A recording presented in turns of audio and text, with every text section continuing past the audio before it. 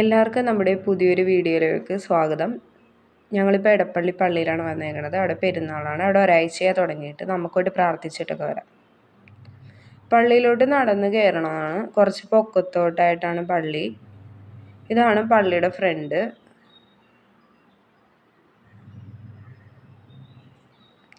പള്ളിയുടെ പൊക്കത്തോട്ട് നടന്ന് കയറുമ്പോൾ തന്നെ അവിടെ സൈഡിലായിട്ട് കുറേ പറമ്പുണ്ട്. അവിടെ നമുക്ക് കാറൊക്കെ പാർക്ക് ചെയ്യാൻ വേണ്ടിയുള്ള സൗകര്യം അവർ ഒരുക്കിയിട്ടുണ്ട്.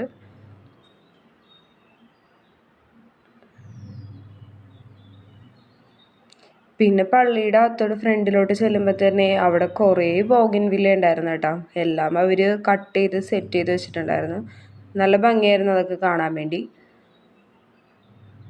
പള്ളിയുടെ ഫ്രണ്ടിൽ തന്നെ കർത്താവിൻ്റെയും മാലാഖമാരുടെയൊക്കെ ഇത് വെച്ചിട്ടുണ്ട്. അതും നല്ല ഭംഗിയായിരുന്നു. പിന്നെ ഞങ്ങൾ നടന്ന് പള്ളിയിലോട്ട് കയറുമ്പോൾ പുതിയ പള്ളിയുടെ അകത്തുള്ള കുറച്ച് ഇതാണ് ഈ കാണുന്നത്. നമുക്ക് അവിടെ ഫോൺ യൂസ് ചെയ്യാൻ പാടില്ല. അപ്പോൾ അതുകൊണ്ട് കുറച്ച് ഞങ്ങളവിടെ നിന്ന് എടുത്തോളൂ. നേരത്തെ പറഞ്ഞ പോലെ തന്നെ ആ മാലാഖമാരുടെയും കർത്താവിൻ്റെ ഫോട്ടോ ആ ആകാശത്ത് കാണുമ്പോഴേക്കും അത് നല്ല വ്യൂ ആയിരുന്നു. നല്ല ഭംഗിയുണ്ടായിരുന്നു അതിങ്ങനെ കാണാൻ വേണ്ടി.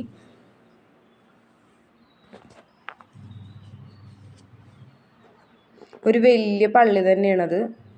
നല്ല അടിപൊളിയായിട്ട് അവർ സെറ്റ് ചെയ്തിട്ടുണ്ട്. പിന്നെ അത്യാവശ്യം തിരക്കുണ്ടായിരുന്നു പെരുന്നാളായതുകൊണ്ട്. പിന്നെ നമുക്ക് പള്ളിയുടെ അകത്ത് വരെ ഫ്രണ്ട് വരെ കാറ് കയറാനുള്ള സൗകര്യം അവർ ഒരുക്കിയിട്ടുണ്ട്. പ്രായമായവർക്കും പാടില്ലാത്തവർക്കും വേണ്ടി കാർ അവിടം വരെ ചെല്ലും. ഞങ്ങളപ്പോൾ പ്രാർത്ഥിച്ചൊക്കെ കഴിഞ്ഞിട്ട് നടന്നിങ്ങനെ തന്നെയാണ്. അപ്പം ഞങ്ങൾ പ്രാർത്ഥിച്ച് എൻ്റെ കണ്ണപ്പോഴും ആ ബോഗിൻവില്ലയിൽ തന്നെ ആയിരുന്നു കേട്ടോ.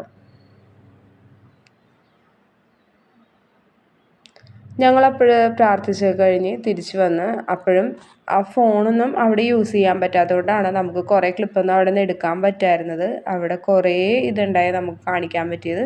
പക്ഷെ നമുക്കൊന്നും കാണിക്കാൻ പറ്റിയില്ല. പിന്നെ നമുക്ക് രൂപം മുത്താനും ഇതെല്ലാം പഴയ പള്ളിയിലാണ്. നമുക്കപ്പോൾ പഴയ പള്ളിയിൽ നേർച്ചയിടാനുള്ള സൗകര്യവും രൂപം മുത്താനുള്ള സൗകര്യമൊക്കെ ഉണ്ട്. നമുക്ക് പ്രാർത്ഥിച്ചിട്ടൊക്കെ വരാം. ഇതാണ് പഴയ പള്ളിയുടെ ഫ്രണ്ട് എന്ന് പറയാനാണ്. നമുക്ക് നേർച്ചയിടാം.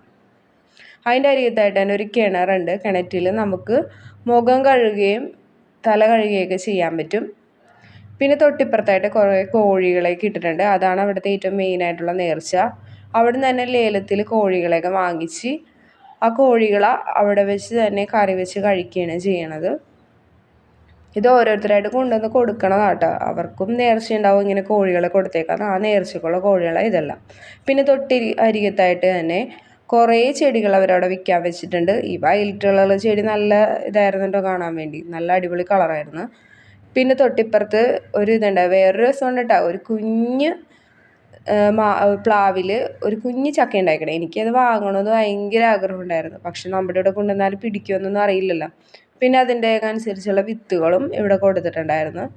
പിന്നെ ഞങ്ങളത് കഴിഞ്ഞിട്ട് പാത്രമൊക്കെ വിൽക്കുന്ന സ്ഥലത്തോട്ടാണ് പോയത്. എനിക്ക് മെയിനായിട്ട് വെളിച്ചെണ്ണ ഒഴിച്ച് വെക്കാനുള്ളൊരു ബോട്ടിലിന് വേണ്ടിയാണ് പോയത്. എന്നാലും ഞാൻ വേറെ കുറേ സാധനങ്ങളൊക്കെ നോക്കാനുണ്ടായിട്ടോ. പ്ലേറ്റ്, ഗ്ലാസ്, അതെല്ലാം അങ്ങനെയുള്ള കുറേ സാധനങ്ങളൊക്കെ ഇവിടെ ഉണ്ടായിരുന്നു. പിന്നെ ഉപ്പിട്ടൊക്കെ വെക്കുന്ന ഭരണിയില്ലേ, അത് എല്ലാം ഉണ്ടായി. അപ്പം ഞാനിങ്ങനെ ചോദിക്കണമായിരുന്നു ഗ്ലാസ്സിനൊക്കെ എങ്ങനെയാണ് വില എന്നുള്ളതൊക്കെ. അപ്പോൾ നമുക്ക് പുതിയൊരു വീഡിയോ ആയിട്ട് വീണ്ടും വരാം.